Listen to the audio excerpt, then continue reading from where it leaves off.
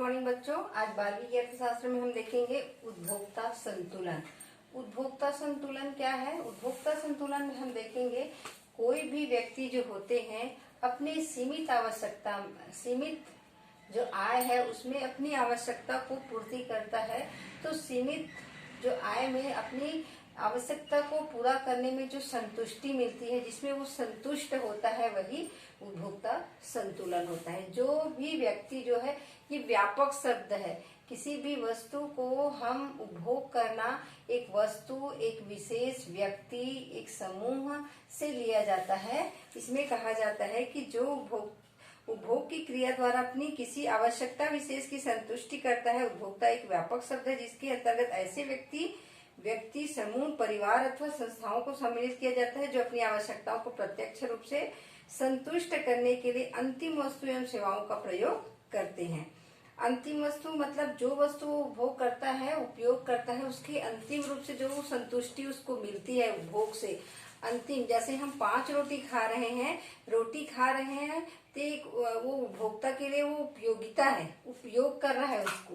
तो वो 5 रोटी खाने का जब उसकी भूख है तो धीरे धीरे उसकी उपयोगिता, वो धीरे धीरे अंतिम रोटी, जब 6ठे रोटी खाती है तब उससे वो संतुष्ट होता है।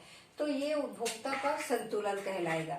वही उसकी भूख है 5 रोटी और अंतिम वस्तु अंतिम रोटी खाता है, वही संतुलन है। उपभोक्ता संतुलन क्या है? इसमें दिया गया है असीमित आवश्यकता एवं सीमित साधनों में होने पर एक उपभोक्ता का उद्देश्य अपने व्यय के अधिकतम संतुष्टि प्राप्त करना है। जब संतुष्टि प्राप्त कर लेता है तब उपभोक्ता संतुलन की अवस्था में होता है। जब उपभोक्ता अपने व्यय करने के वर्तमान ढंग से कोई परिवर्तन नहीं करता, जो खर्चा वो करते रहता है उसी खर्चे में वो उसको संतुष्टि मिल जाता है कोई भी वस्तु के उपयोग करने पर, वही संतुलन है। जितना उसके पास पैसा है उतने में ही वो खर्च में अपने जितने भी जरूरत है उसमें वो संतुष्ट हो जाता है। तो वही क्या कहलाएगा? उपभोक्ता संतुलन कहलाएगा। जो उसी पैसे में वो अनेक वस्तु को खरीद कर उससे पूर्ण तरह वो संतुष्ट होता है, तो ये उपभोक्ता संतुलन कहलाएगा। अब देखते हैं उपयोगिता का अर्थ। उपयोगिता का अर्थ में हम देखते हैं सामान्य बोलचाल की भाषा में उपयोगिता का अर्थ किसी वस्तु के उपभोग से मिलने वाले सुख या संतोष से लगाया जाता है।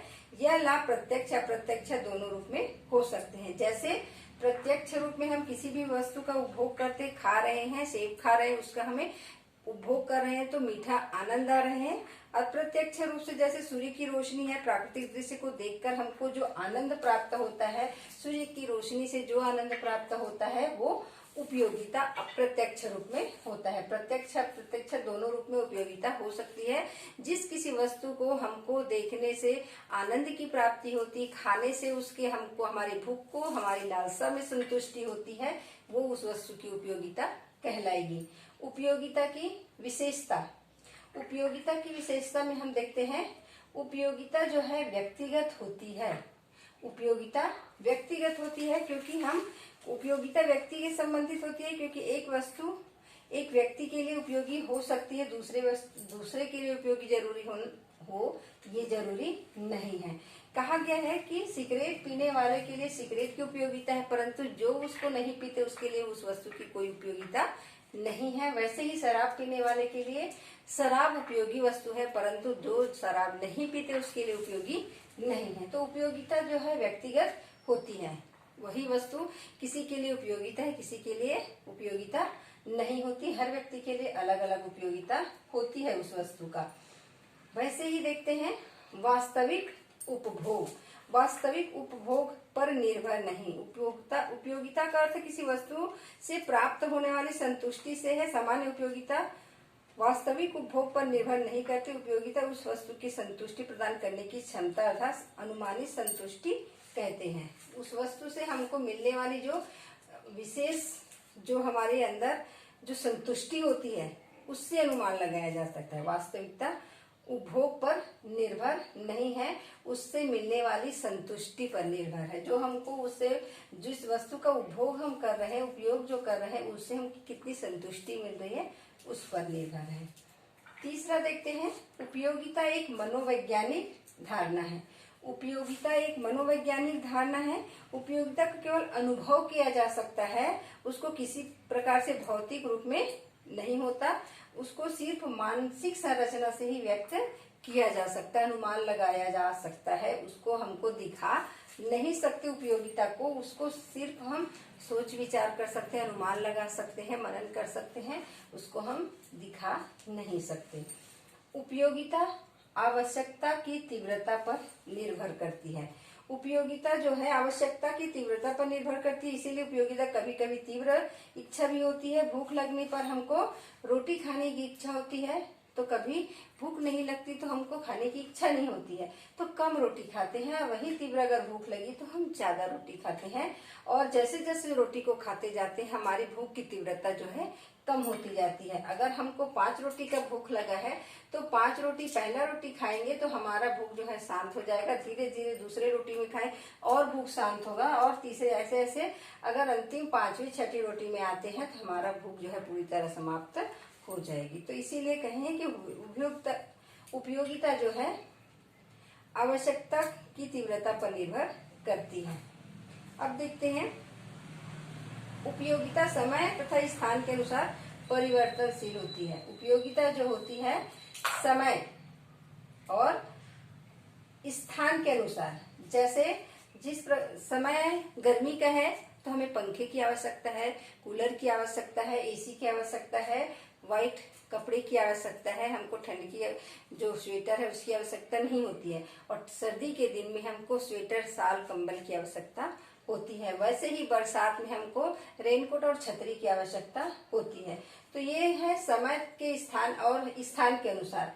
स्थान जैसे कहीं पर अधिक गर्मी पड़ती है तो कहीं पर अधिक ठंडी, और कहीं लोग जैसे राजस्थान के लोग पगड़ी सराफा पहनते हैं, तो हमारे छत्तीसगढ़ में कई प्रकार के वेशभूषा हैं, परंतु मुख्य रूप से साड़ी है। ठीक है, तो अलग अलग जगह में पंजाबियों के लिए पगड़ी जरूरी है, तो समय के अनुसार वहाँ की उपयोगिता होती है। राजस्थान में चूड़ी फेमस है, तो अलग अलग जगह की अलग अलग उपयोगिता है। उपयोगिता के अनुसार वहाँ सामान की बिक्री होती है, उपयोगिता होती है। अब देखते हैं उपयोगिता का लाभदायक होना हमेशा जरूरी नहीं है, क्योंकि उपयोगिता जो भी उपयोग कर रहे हैं वो लोगों को लाभ दे ऐसा जरूरी नहीं है। नशा करने वाले व्यक्ति के लिए, जो भी नशा कर रहे हैं, शराब का कर रहे हैं या धूम्रपान कर रहे हैं, तो वो उसके लिए लाभदायक हो जरूरी नहीं है, वो लोगों को नुकसान भी कर सकता है। तो ये रहा हमारा उपयोगिता की विशेषता। अब देखते हैं उपयोगिता के प्रकार। उपयोगिता कुल उपयोगिता है और सीमांत उपयोगिता है। कुल उपयोगिता क्या है? कुल उपयोगिता हम जितने वस्तु या जो रोटी हम खा रहे हैं, ठीक है, इसमें कहा गया है कि कुल उपयोगिता संतुष्ट की वह मात्रा है जो किसी वस्तु की निश्चित मात्रा के उपभोग से प्राप्त होती है। जैसे इसमें दिया है कि हम 5 रोटी खाए हैं, तो 5 रोटी की उपयोगिता, पहले रोटी हम की उपयोगिता 60 है, दूसरे की 50 है, तीसरे की 40 है, चौथे की 30 है और 5वें की 20 है। फिर हम छठी रोटी खाते हैं उसकी 10 है। तो सभी को जोड़ देने पर जो निकलता है वही कुल उपयोगिता होगा। हम 5 रोटी 6 रोटी खा रहे हैं और 6 रोटी की जितनी उपयोगिता है उसको अंतिम में जोड़ दे लेंगे तो वही कुल उपयोगिता कहलाएगी। और वही सीमांत उपयोगिता मतलब जो अंतिम इकाई है उसी को जोड़ने से जो मिलता है हमको वो सीमांत उपयोगिता है। अगर हम 5 रोटी खा रहे हैं तो 5 रोटी अंतिम 5 रोटी के बाद जो 5वीं रोटी हम खा रहे हैं उससे जो हमको संतुष्टि मिलती है, उपयोगिता मिलती है, वही सीमांत उपयोगिता कहलाएगी। पहले का नहीं गिनेंगे, सीधा हम जाएंगे 5वीं रोटी या छठे रोटी जो 10 मिला है उसको उपयोगिता, वही सीमांत उपयोगिता कहलाएगी। सीमांत पहले इसमें देखें 5 रोटी खाए हैं, 1 2 3 4 और 5, इसमें 60 50 40 30 20 और 10 सबको जोड़े हैं तो कुल उपयोगिता आया। और जो अंतिम उपयोग किए हैं यही सीमांत उपयोगिता कहलाएगी। अब देखते हैं सीमांत उपयोगिता के रूप। सीमांत उपयोगिता के रूप में हम देखते हैं धनात्मक उपयोगिता और शून्य उपयोगिता, ऋणात्मक उपयोगिता। धनात्मक उपयोगिता में किसी वस्तु को उपभोग से शून्य सीमांत उपयोगिता प्राप्त होने से पहले जो उपयोगिता मिलती है वह धनात्मक सीमांत उपयोगिता है। शून्य से पहले जो मिलती है वो धनात्मक है, और शून्य उपयोगिता जब अगली इकाई के उपभोग से न तो कुल उपयोगिता बढ़ती है और न घटती है, सामान्य स्थिति में रहती है, तो उसे ऋणात्मक कहेंगे। और जब अगली इकाई के उपभोग से कुल उपयोगिता कम हो जाए तो इस इकाई से ऋणात्मक उपयोगिता प्राप्त होती है। यह रहा हमारा सीमांत उपयोगिता के रूप।